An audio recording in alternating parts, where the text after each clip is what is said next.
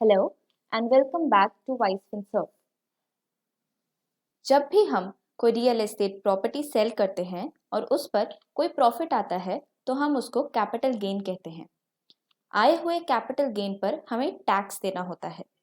अगर हमने प्रॉपर्टी 2 साल के बाद बेची है तो उस पर लॉन्ग टर्म कैपिटल गेन आता है, और अगर हमने 2 साल के पहले सेल करी है तो उस पर शॉर्ट टर्म कैपिटल गेन आता है।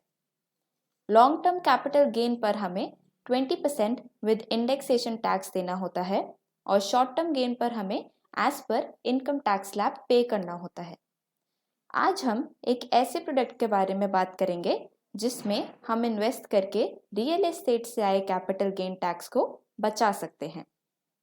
फॉर एग्जाम्पल, राम ने एक प्रॉपर्टी परचेज की थी फॉर ₹1 लाख एंड उसने वो प्रॉपर्टी 2 साल बाद सेल करी फॉर 2 lakhs एंड यहाँ पर राम का लॉन्ग टर्म कैपिटल गेन आया ₹1 लाख एंड यही अमाउंट राम ने कैपिटल गेन बॉन्ड्स में इन्वेस्ट कर दिया। अब राम को कोई भी टैक्स देने की ज़रूरत नहीं है। अगर राम ने कैपिटल गेन बॉन्ड्स में इन्वेस्ट नहीं करा होता तो उसे 1 लाख पर long term capital gain tax देने पड़ते। आइए थोड़ा डिटेल में जाने कि ये कैपिटल गेन बॉन्ड्स क्या होते हैं। कैपिटल गेन बॉन्ड्स, जिसे हम 54EC बॉन्ड्स भी कहते हैं, ये फिक्स्ड इनकम सिक्योरिटीज होते हैं जो हमें कैपिटल गेन टैक्स एग्जम्पशंस देते हैं under section 54EC। In bond से हम अपने लॉन्ग टर्म कैपिटल गेन को कम कर सकते हैं। जो पर्सन ये बॉन्ड्स को खरीदते हैं उनको डेट होल्डर्स और क्रेडिटर्स कहते हैं। मतलब कि आज अगर मैंने किसी से उधार लिया है तो जिस पर्सन से मैंने उधार लिया है उसे क्रेडिटर कहते हैं।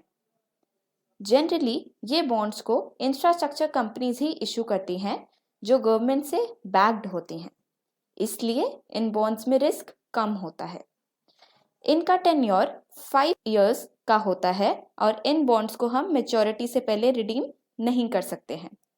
हम इन बॉन्ड्स को सेकेंडरी मार्केट में सेल नहीं कर सकते because they are not listed on stock exchange. अगर हम इंटरेस्ट के बारे में बात करें तो कैपिटल गेन बॉन्ड्स के इंटरेस्ट कम होते हैं as compare to other bonds. ये बॉन्ड्स हमें अप्रॉक्सीमेटली 5% पर एनम का इंटरेस्ट देते हैं। इस बॉन्ड में ईयरली इंटरेस्ट पेमेंट होती है। अगर हम टैक्सेशन की बात करें तो जो भी इंटरेस्ट हमें कैपिटल गेन बॉन्ड से मिलता है वो फुली टैक्सेबल होता है as per income tax slabs. आइए जानते हैं कि ये बॉन्ड्स कौन कौन सी कंपनीज इशू करती हैं। First is rural electrification corporation limited, second national highway authority of India, third power finance corporation limited, fourth Indian Railway Finance Corporation Limited. Now, let's come to the key facts to avail the long-term capital gain exemption by investment in capital gain bonds.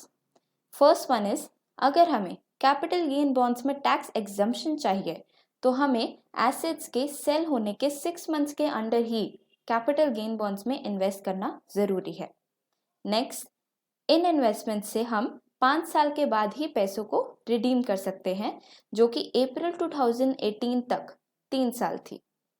Next is capital gain exemption हमें केवल long term capital gain पर ही मिल सकता है जो हम immovable property पर ही आ रहा हो। शॉर्ट टर्म कैपिटल गेन पर हम कैपिटल गेन एग्जेम्पशन नहीं ले सकते हैं। नेक्स्ट, एग्जेम्पशन हम मिनिमम 50 lakhs तक ही ले सकते हैं। So, this is all about capital gain bonds. Please comment down your queries.